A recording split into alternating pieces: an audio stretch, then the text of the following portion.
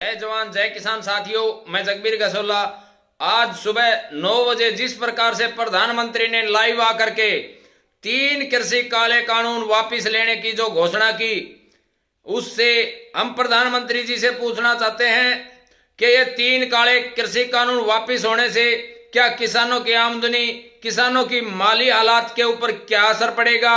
हम उसी ठर्रे के ऊपर लाकर खड़े कर दिए जब 4 जून को 2020 को ये 3 काले कृषि कानून अध्यादेश के रूप में लागू किए गए थे। क्या उससे पहले देश के किसानों की माली हालात कुछ अच्छी थी? आज भी वही माली हालात खराब है और 4 जून 2020 को भी वही हमारी माली हालात खराब थी। उसी ठर्रे के ऊपर ला करके जिस प्रकार से गुणगान किया जा रहा है, भाजपा के जो पार्टी के जो दल्ले हैं वो जिस प्रकार से फेसबुक के ऊपर ज्ञान बांटने का काम कर रहे हैं, इस आंदोलन को कमजोर करने, इस आंदोलन को खत्म करने के लिए जिस प्रकार से पूरे पुरजोर प्रयास किए जा रहे हैं, हम भाजपा के उन अंधभक्तों से और मोदी जी से पूछना चाहते हैं कि आप एमएसपी की गारंटी लागू क्यों नहीं करना चाहते।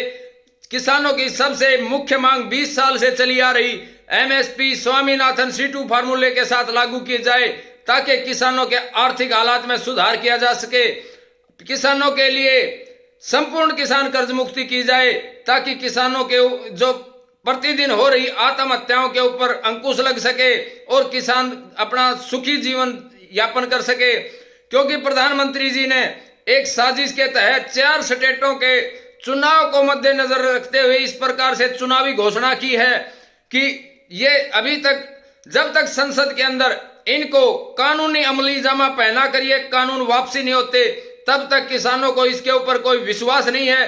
क्योंकि प्रधानमंत्री के द्वारा कई घोषणाएं की गई, 2014 के अंदर की गई, 2019 के अंदर की गई, लेकिन आज तक कोई भी धरातल पर लागू नहीं हुई है। क्या 15-15 लाख किसानों को खातों में आ गए? क्या लाखों रोजगार किसानों को मिल गए? इस प्रकार की झूठी घोषणाएं जो जिस प्रकार से की जाती है प्रधानमंत्री के द्वारा, आज देश के किसान का और आम जनता का प्रधानमंत्री से भरोसा उठ चुका है। हमने हरियाणा संयुक्त किसान मोर्चे की तरफ से संयुक्त मोर्चे में भी कई बार एमएसपी C2 फार्मूले के साथ मांग को पहले दर्जे पर और 3 कानून को आज सेकंड दर्जे पर रखने की बात की, लेकिन मोर्चे के कुछ अपने आप को बुद्धिजीवी समझने वाले उन किसान नेताओं ने हमारी बात को तवज्जो ना दे करके एमएसपी की मांग को सेकंड दर्जे पर रखा। अगर यह आंदोलन किसी कारणवश खत्म हो जाता है तो इसके लिए जिम्मेदार कौन होगा?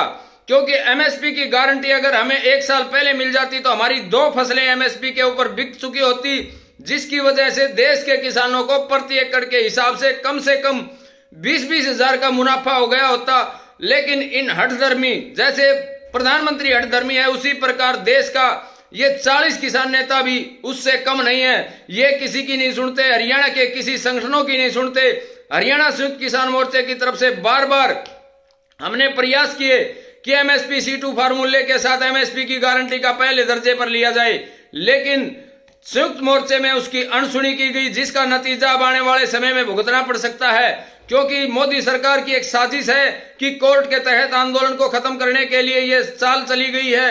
अगर मोदी सरकार ने किसानों के साथ किसी प्रकार का छलावा करने की कोशिश की, आंदोलन को तोड़ने की कोशिश की, तो 26 नवंबर को पूरे देश का किसान दिल्ली के बॉर्डरों पर पहुंचकर इस मोदी सरकार का नाक दबाकर मुंह खुलवाने का काम करेगा।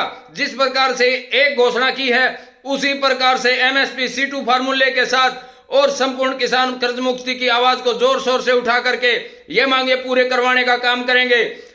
क्योंकि आज जिस प्रकार से आंदोलन की जो हालात है, कुछ चंदा चोर नेताओं ने अपने चंदे के लोभ लालच में जिस प्रकार से दिखावे के अंदर जो आपसी नाराजगी और फूट डालने का काम किया, जो भाजपा के इशारे के ऊपर 500 किसानों के साथ दिल्ली कूच की कॉल दी गई।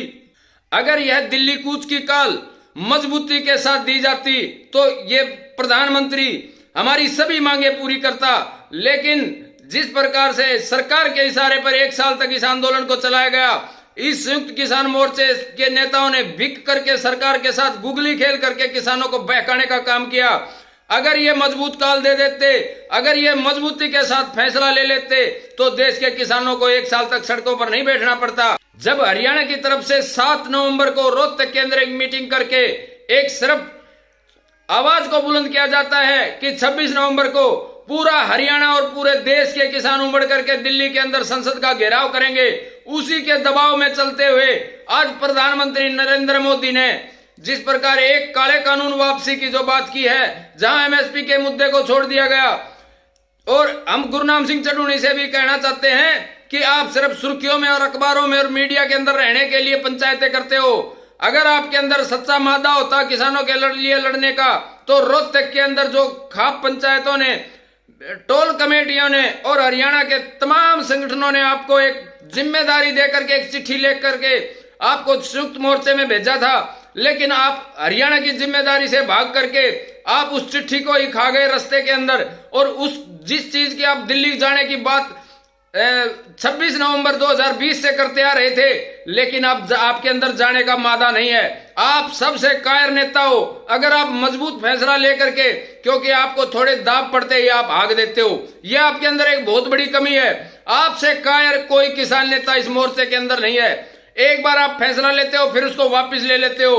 जब 26 नवंबर दिल्ली कूच का फैसला दिल्ली के अंदर, रोहतक के अंदर लिया गया, उसको किसानों को घुमाने के लिए जब आपकी मांगों पे आप 500 किसानों के साथ सहमत होकर के वापस आ गए आपका रोहतक के अंदर पहुंचने का, क्योंकि आपको पता था रोहतक में आप जाओगे तो आपसे जवाब मांगा जाएगा हरियाणा की तरफ से।